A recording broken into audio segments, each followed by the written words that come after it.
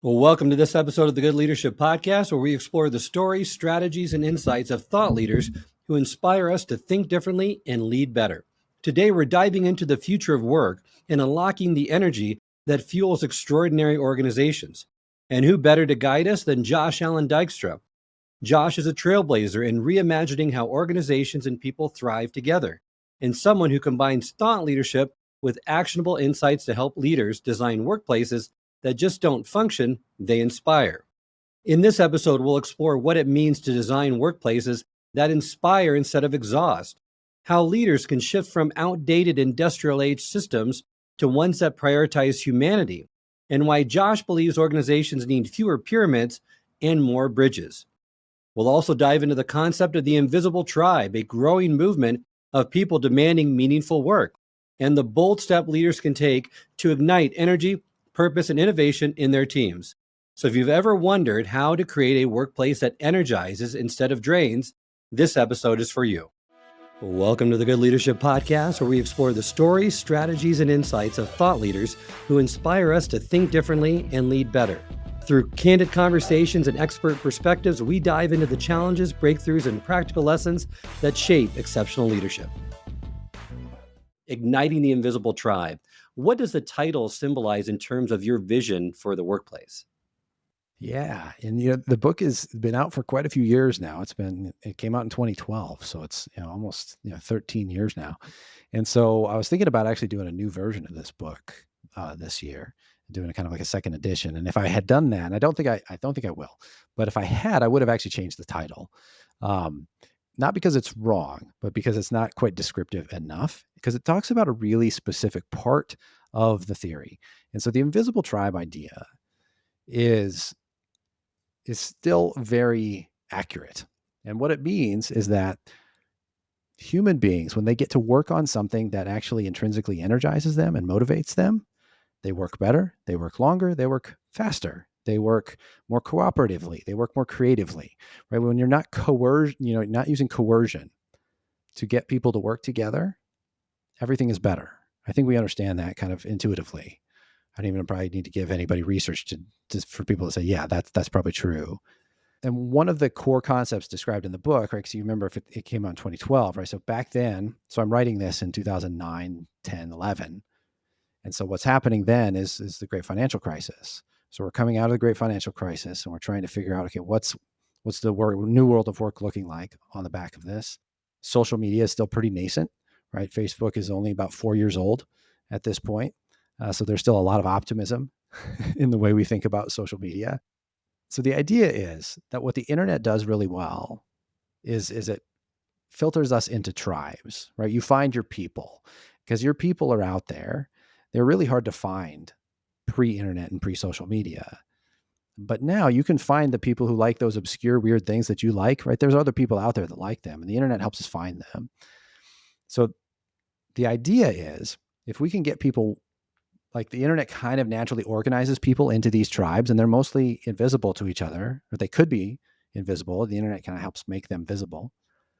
But if we get those people kind of working together on something that they want to work on, we can ignite them, right? So you point them in a direction, like they've got this cause that they want to work on.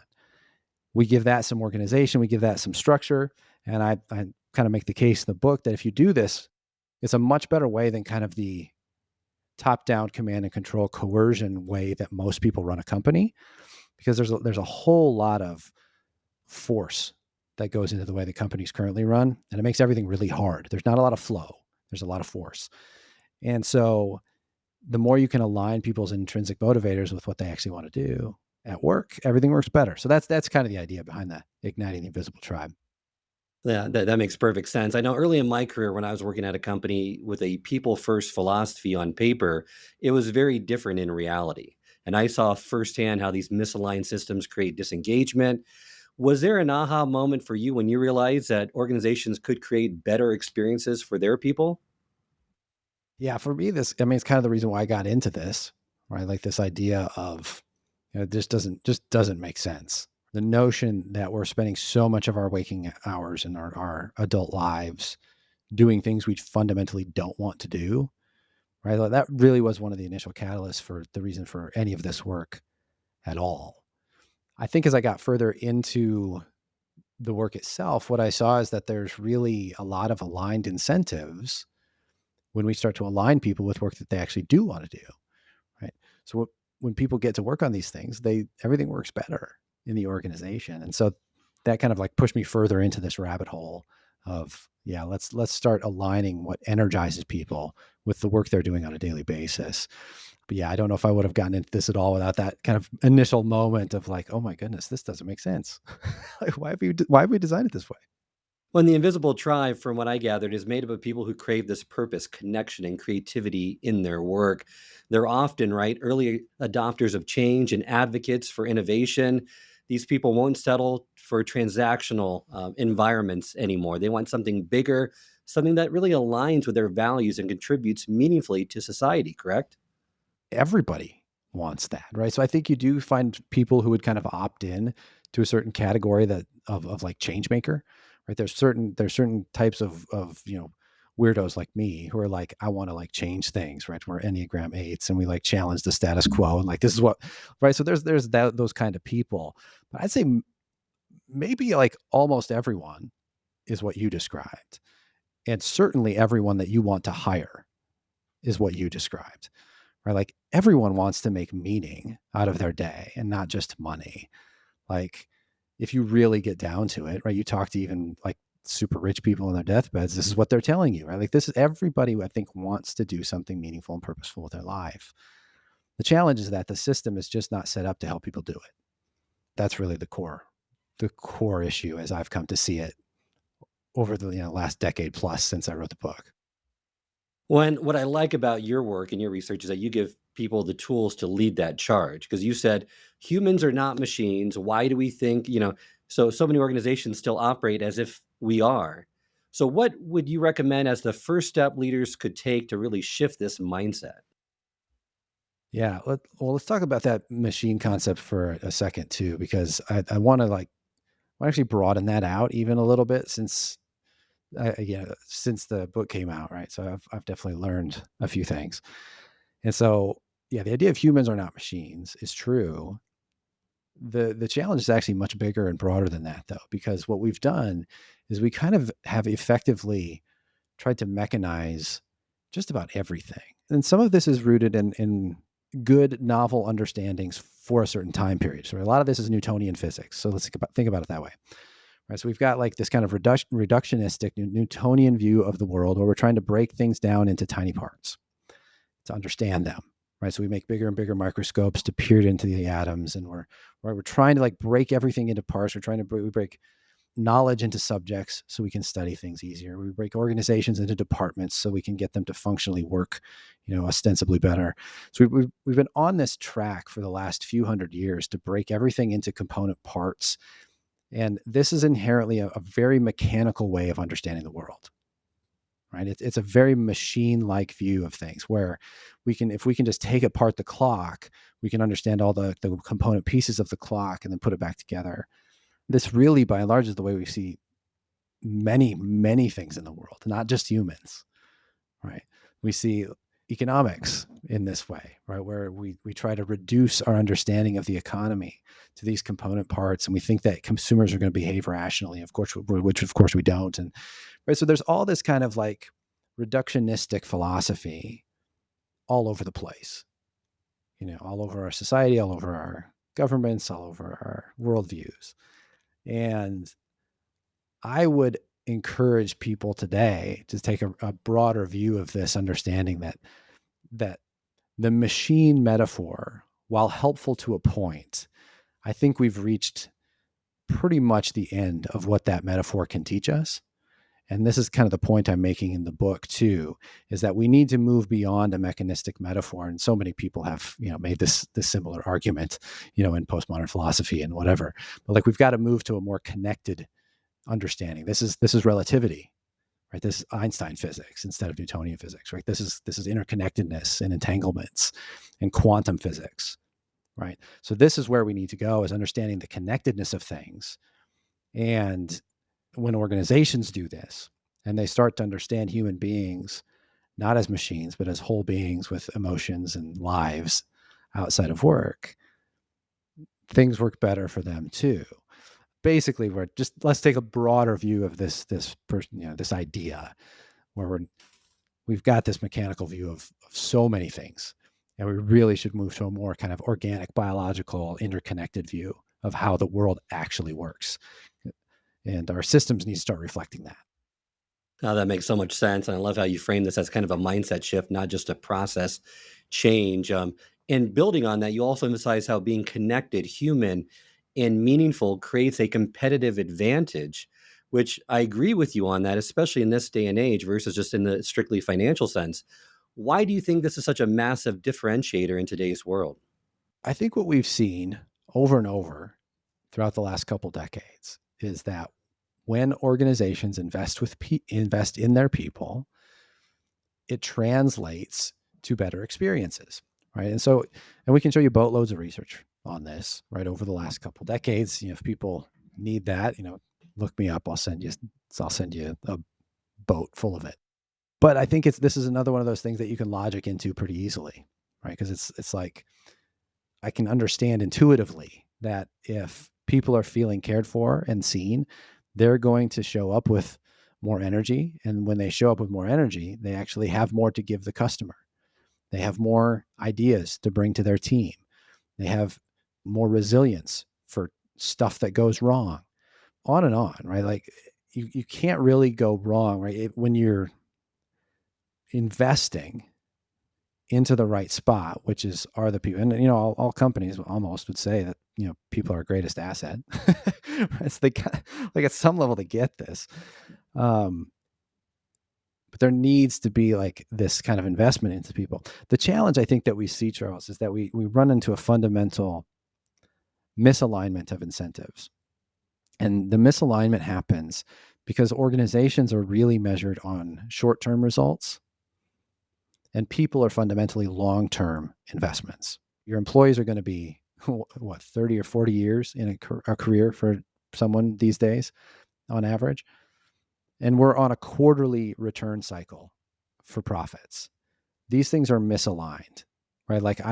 So this is the problem we run into, is that organizations, leaders, managers, the organizational systems, right? They know that over the long term, the best possible outcomes result from investing in their people, but they're actually not they're not incentivized over the long term. They're incentivized over the short term.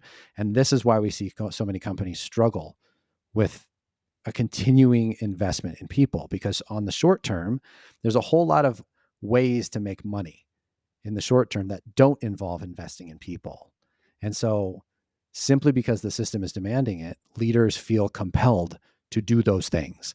It's not because they're bad. It's not right. It's because the system is demanding this from people. And so that's where we start to really end up with misaligned things where being connected, human, or meaningful actually isn't maybe the best thing for me to do if I need to meet next quarter's projections.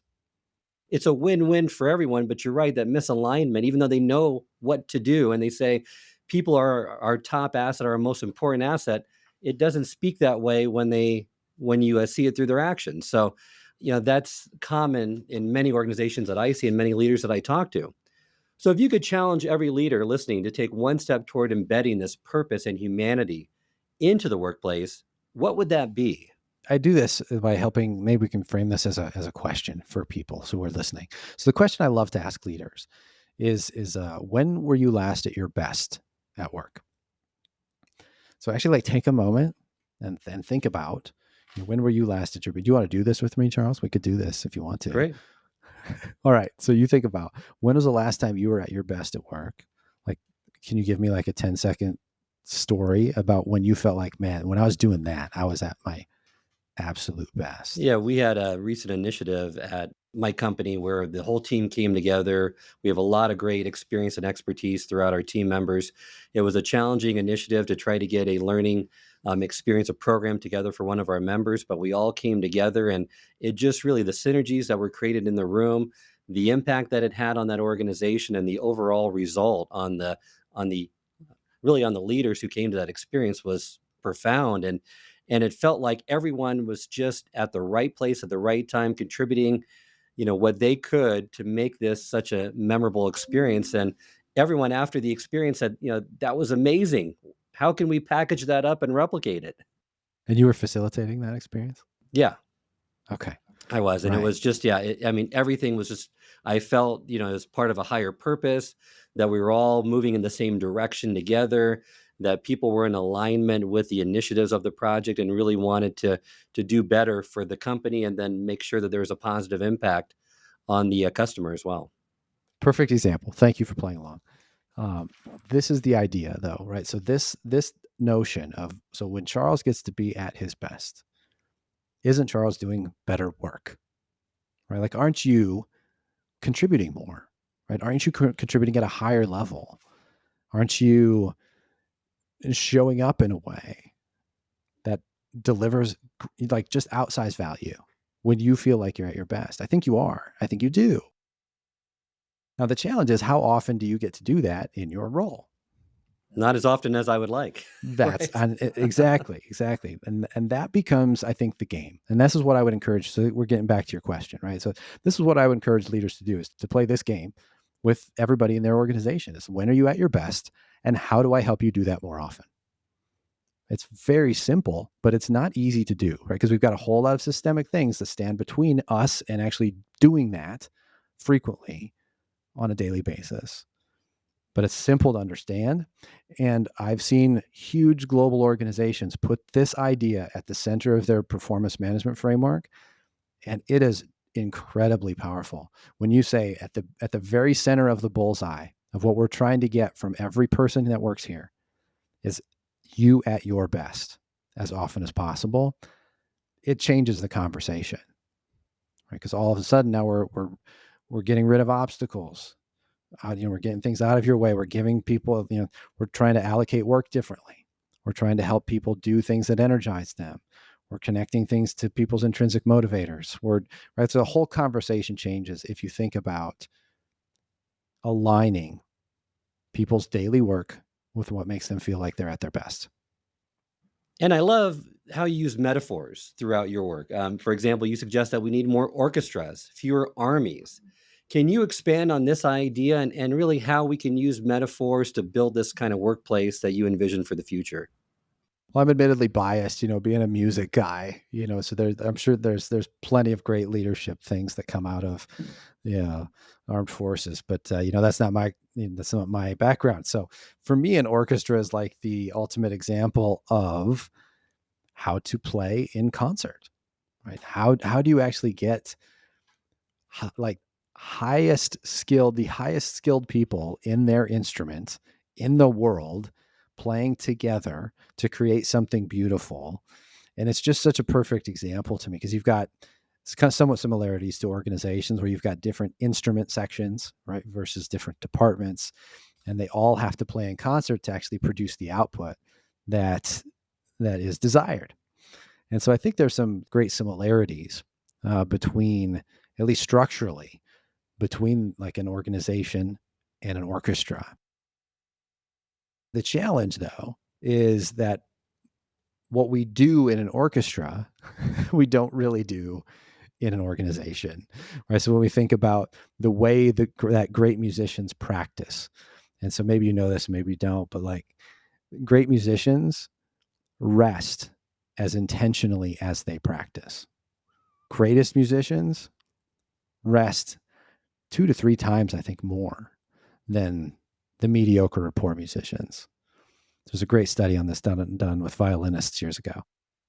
But how can we say that of our executives? Can we say that of our vice presidents and managers, that they are intentionally resting and taking care of their human instrument, right? Like, we don't do this at all in the corporate universe. It's go, go, go. Like, we wear exhaustion as a badge of honor, right? Like, I'm going to put, I was at work until 4 a.m. on my tombstone, kind of crap, right? Like, it's like, right. So we just don't do the things inside the corporate universe that create great performance, is part of the reason I use this metaphor, because when you look at the greatest performers in the world, what they do is almost nothing that like what the corporate universe does.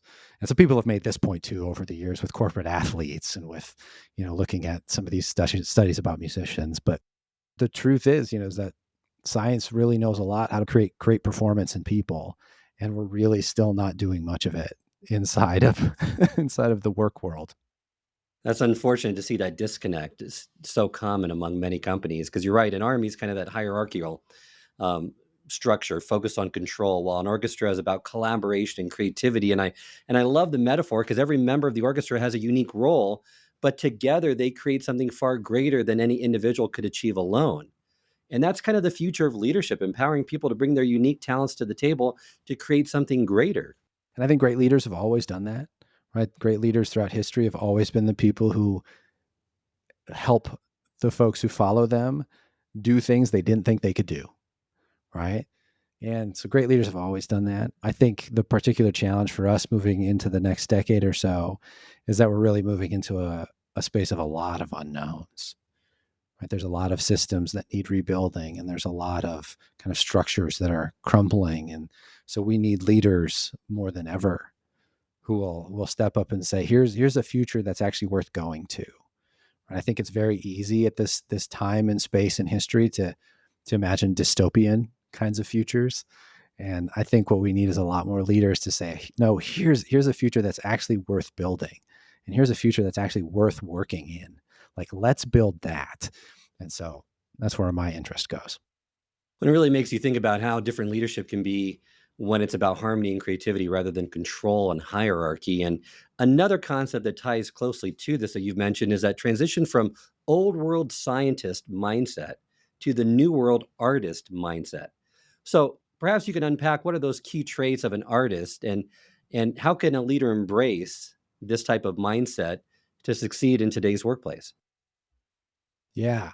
Yeah. So we've already kind of set the foundation for this a little bit when we were talking about the kind of reductionistic view of the world versus the more holistic, connected quantum view of the world. So that's kind of I'm using another metaphor here to help people get at this in maybe a slightly different way.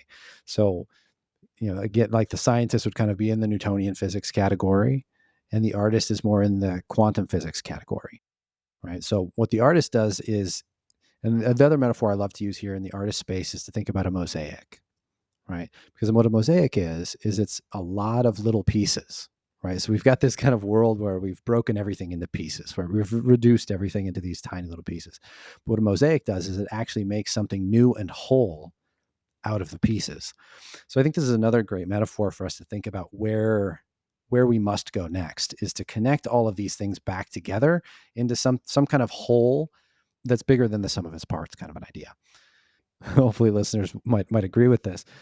We could use a whole lot more art, like feeling of art inside our corporate spaces, right? It feels like, to me at least, it feels like our corporate universe has gotten so efficientized, right? It's gotten so, like, we've become such slaves to this idea of to this like god of productivity and efficiency. And the thing about efficiency is that it's effective, but it's not very resilient. And we saw this with the pandemic. These really complex global infrastructure systems, right? One thing breaks, you get, one boat, stuck in the stuck in the canal. And all of a sudden, I can't get my shoes for 2 months. Right? Like these structures, when everything works perfectly, they can be very effective, but they are not resilient for changes, for disruptions, for unpredictability. And so, and this is where we start to see really big challenges with kind of the scientific way of viewing the world, is that it's efficient but not incredibly resilient. And when we move into a world that has so much uncertainty and volatility, we must start to adopt more of an artist perspective that's more about seeing the whole. It's more about seeing the system and how the pieces work together. And that becomes a leadership imperative in a world that's volatile and uncertain. And so that's, I think, one of the most, that's why we have to move in that direction. Couldn't agree with you more. And it's such a refreshing way to think about leadership, moving beyond just the analytics and embracing that creativity, that innovation, the intuition, and just seeing it more holistically. You also argue that we need to stop thinking of organizations as pyramids and instead start seeing them as bridges. Why is this shift so critical?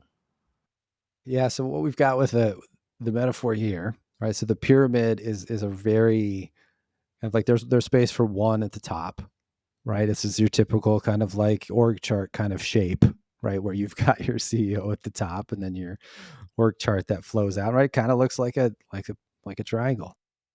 The problem with that is that we end up kind of artificially creating pathways for only a certain number of people.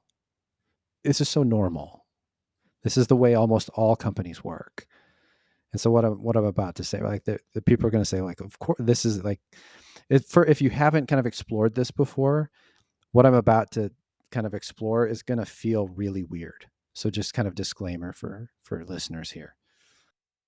Because if all you've ever experienced is the top-down hierarchy, like if you spent your entire life and career inside that shape, it's going to be really hard for you to imagine something else. But I promise you, there are other shapes that work better than the pyramid. And they're extremely more resilient and they're way more fun to be a part of.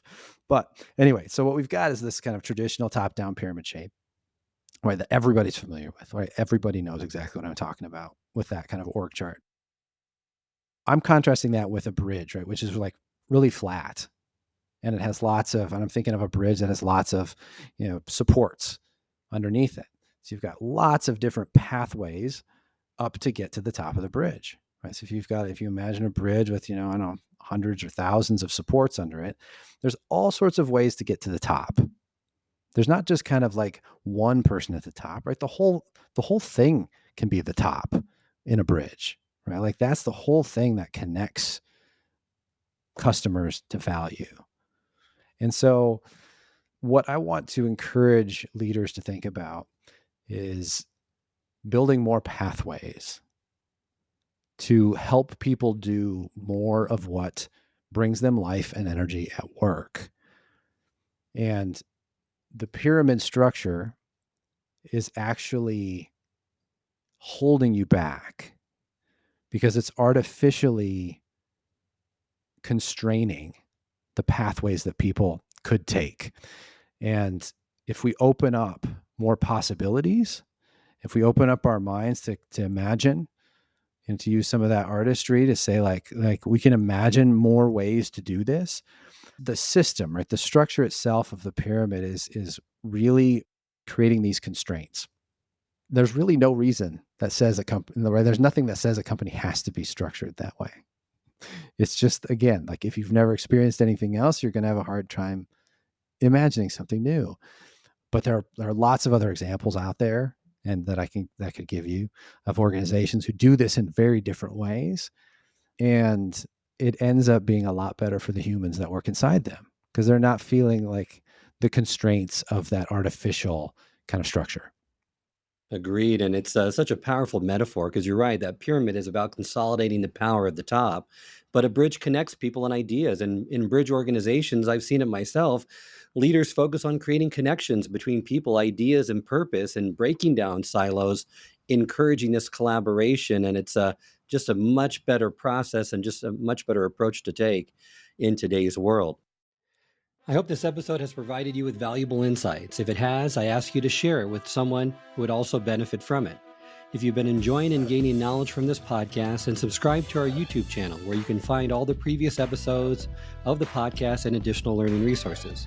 You can also subscribe to the podcast on Apple or Spotify and leave up to a 5-star review.